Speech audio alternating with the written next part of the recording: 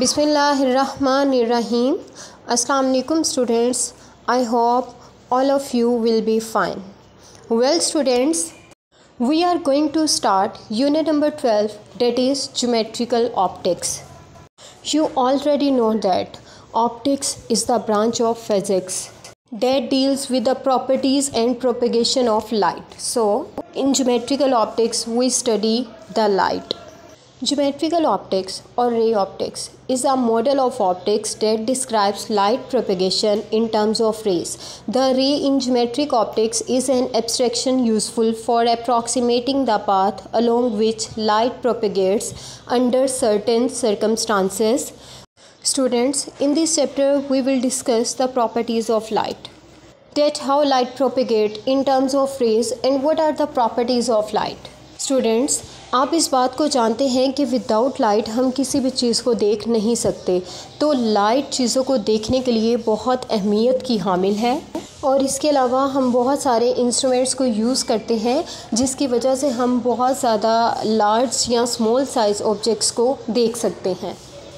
Well students, इस chapter में हम डिस्कस करेंगे कि लाइट की किन प्रॉपर्टीज़ के थ्रू हम लाइट को प्रोपेगेट करवा सकते हैं और रेज़ के ज़रिए किस तरह लाइट को प्रोपेगेट करवाया जा सकता है। सिंपल माइक्रोस्कोप और कंपाउंड माइक्रोस्कोप को डिस्कस करेंगे। सेम इसी तरह लेंसेज और टाइप्स ऑफ लेंसेज को भी डिस्कस किया जाएगा। Well students, now move toward our next topic, that is reflection of light. Reflection word आप लोगों ने चैप्टर नंबर 1 में भी वेव नेचर ऑफ वाटर में देखा था। रिफ्लेक्शन, रिफ्रैक्शन और डिफ्रैक्शन के बारे में हम लोगों ने पढ़ा। सेम इसी तरह साउंड वाले चैप्टर में भी रिफ्लेक्शन का फिनोमिना हमने देखा जिसमें रिफ्लेक्शन की वजह से हमारे पास इको प्रोड्यूस हुई थी। सेम इसी तरह लाइट में भी हम लोग रिफ्लेक्शन को डिस्कस करेंगे कि लाइट किस तरह रिफ्लेक्शन की प्रॉपर्टी एग्जिस्ट, लाइट में किस तरह रिफ्लेक्शन की प्रॉपर्टी एग्जिस्ट करती है। First of all about history, in the early 1700s there were two ideas about the nature of light. 1700s में दो आइडियाज़ थे लाइट की नेचर के बारे में, particle nature and wave nature, कि लाइट दो तरह की नेचर रखती है, पहली पार्टिकल नेचर और दूसरी wave nature. Newton put forward the idea of corpuscular nature of light. According to him, light consists of teeny fast-moving particles. Newton ने ये आइडिया दिया कि लाइट स्मॉल टीनी पार्टिकल्स पर मुश्तमिल होती है। Maxwell formulated the wave theory of light, और फिर बाद में मैक्सवेल ने लाइट की वेव थ्योरी के बारे में बताया। In 1802 Thomson Young prove the wave nature of light experimentally, और 1802 में थॉमसन ने लाइट की एक्सपेरिमेंटली लाइट की नेचर को, वेव नेचर को डिफ़ाइन किया। इन 1900 में Planck suggested that light consist of small packets of energy called photon, और 1900s में प्लांक्स ने ये सजेस्ट किया कि लाइट एक स्मॉल पैकेट्स ऑफ एनर्जी पर मुश्तमिल होती है जिसको बोलते हैं photons.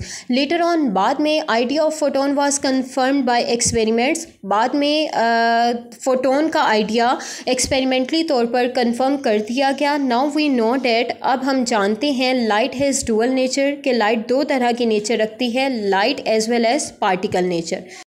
Well students, the question is why can't we see objects in the dark. हम अंधेरे में ऑब्जेक्ट्स को क्यों नहीं दे सकते? Because there is no light. Light falls on the object, जब लाइट किसी जिस्म पर पड़ती है, light is sent back from the object and enters the eyes. Light उस ऑब्जेक्ट से दोबारा हमारी आंख में एंटर होती है और हम ऑब्जेक्ट को देखते हैं। We can see objects only when there is light, we can't see objects when there is no light. तो किसी भी ऑब्जेक्ट को देखने के लिए लाइट का होना ज़रूरी है। Well students, what is reflection of light? When light is incident on the surface of an object, some of the light is sent back and this phenomena is called reflection of light. जब light किसी भी surface के ऊपर, object की surface के ऊपर incident करती है तो उस लाइट का कुछ हिस्सा वापस चले जाता है। इस प्रोसीजर को बोलते हैं रिफ्लेक्शन ऑफ लाइट। जैसा कि आपको इमेज में नज़र आ रहा है कि ऑब्जेक्ट से लाइट रे सरफेस के ऊपर फॉल करती है और दोबारा से रिफ्लेक्टेड रे की फॉर्म में वो आई में एंटर होती है और इमेज बनता है और हमें दिखाई देता है। Terms on reflection of light. Reflection of light के लिए कुछ टर्म्स हैं जिनका जानना ज़रूरी है। इंसिडेंट रे, रिफ्लेक्टेड रे, angle of incidence, angle of reflection and normal. Students, in terms को वन बाय वन डिस्कस किया जाएगा so that you can easily understand the reflection of light. First of all, an incident ray. A ray which represent the incident light is an incident ray. वो रे जो incident light को represent करेगी वो incident ray होगी. जैसे कि आपको डायग्राम में नज़र आ रहा है कि जो रे आकर स्ट्राइक कर रही है, इंसिडेंट हो रही है, वो रे क्या कहलाएगी आपके पास? इंसिडेंट रे कहलाएगी. और इस रे को हमने नाम दिया OA का. Now, what is reflected ray? A ray which represents the reflected light is called a reflected ray. आपको डायग्राम में नज़र आ रहा है OA तो इंसिडेंट कर रही थी, O भी रिफ्लेक्ट बैक होकर जा रही है. तो इमेज के थ्रू हम देख सकते हैं OB जो है वो हमारे पास रिफ्लेक्टेड रे है. A normal, a line perpendicular to the surface at the point of incidence is called normal. आप देख रहे हैं कि इंसिडेंट पॉइंट पर जिस रे पॉइंट पर आकर रे स्ट्राइक की, वहाँ पर हमने एक परपेंडिकुलर लाइन को ड्रॉ किया जिसे ON से रिप्रेजेंट किया है. तो ये जो परपेंडिकुलर लाइन है ON, ये आपका नॉर्मल कहलाता है. A line perpendicular to the surface, ये लाइन उस सरफेस के परपेंडिकुलर होती है at the point of incidence, जिस पॉइंट पर आकर रे स्ट्राइक करती है. Now angle of incidence. Angle of incidence क्या है? An angle between the incident ray and normal is called angle of incidence. Incident ray OA और normal ON के दरमियान में जो एंगल आपको बनता हुआ दिखाई देगा उसे एंगल ऑफ इंसिडेंस कहते हैं, जिसे I से रिप्रेजेंट किया गया है. Now students, angle of reflection. N angle between the reflected ray and the normal. Reflected ray OB और नॉर्मल ON के दरमियान में जो एंगल बन रहा है उसे एंगल ऑफ रिफ्लेक्शन कहते हैं, जिसे स्मॉल r से मैंने रिप्रेजेंट किया हुआ है. This is the reason to draw normal to find the angle of incidence and angle of reflection. Well students, you can easily understand the reflection of light with the help of this video. Have you observed the path of light when it strikes the mirror or wall in daily life? Does it move along straight line path or changes its direction? Definition.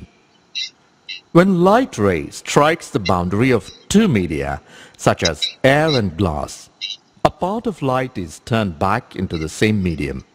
This is called reflection of light. A highly polished surface, such as a mirror, reflects most of the light falling on it. Laws of reflection. 1.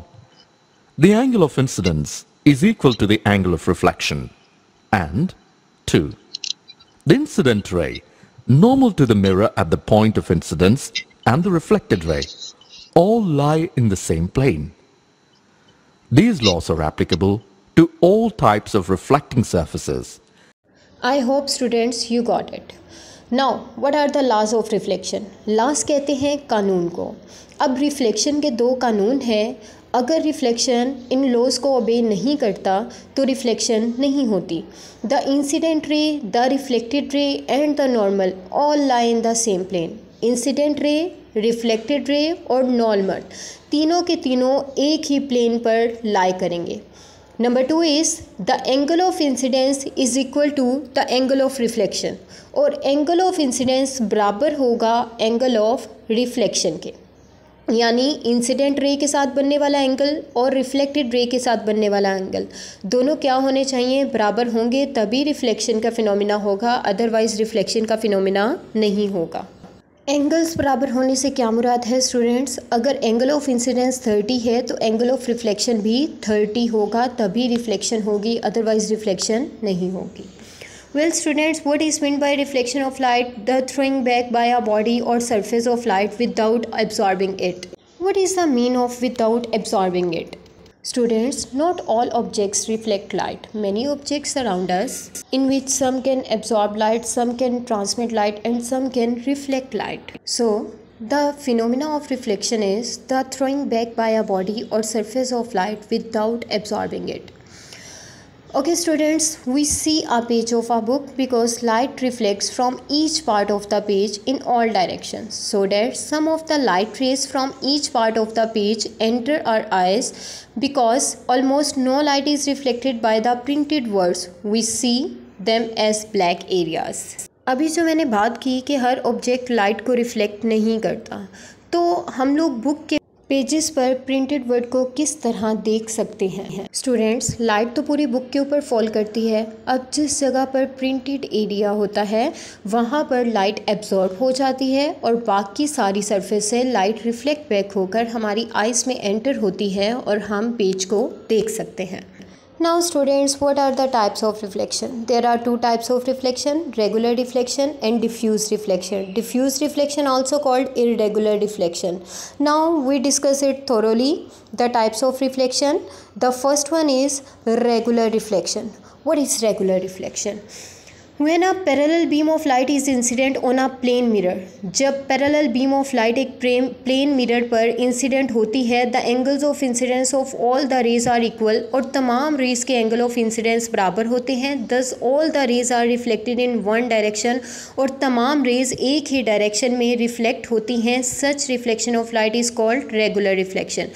Students, आप सामने image में देख रहे हैं कि incident ray और reflected ray तमाम की तमाम एक स्मूथ सरफेस के ऊपर जब इंसिडेंट रे फॉल करती हैं तो रिफ्लेक्टेड रे भी एक ही डायरेक्शन में ट्रैवल कर रही हैं।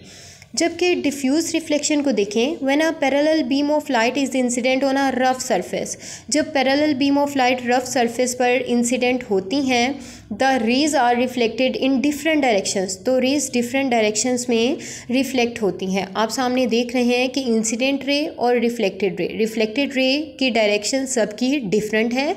सच reflection of light is called diffuse reflection और इर्रेगुलर रिफ्लेक्शन। तो इस तरह की रिफ्लेक्शन कहलाती है डिफ्यूज़ रिफ्लेक्शन या irregular reflection.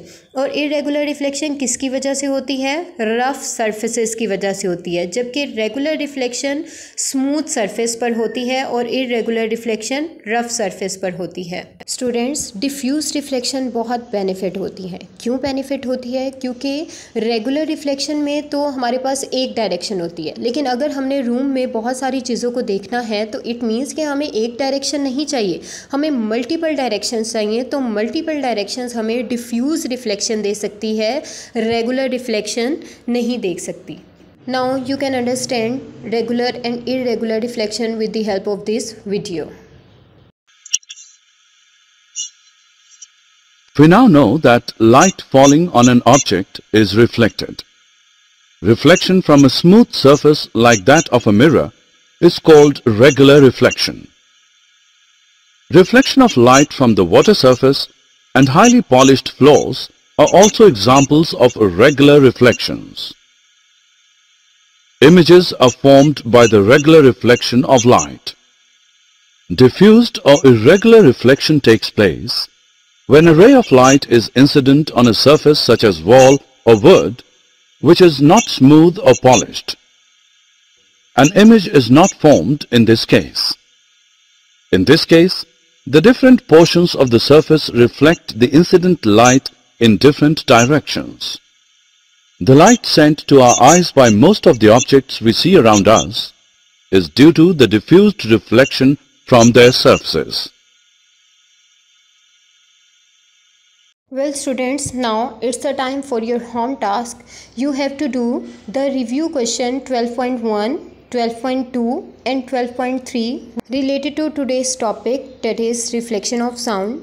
And students, if you have any query related to today's topic or review question, you can ask me. Take care. Allah Hafiz. Thank you very much.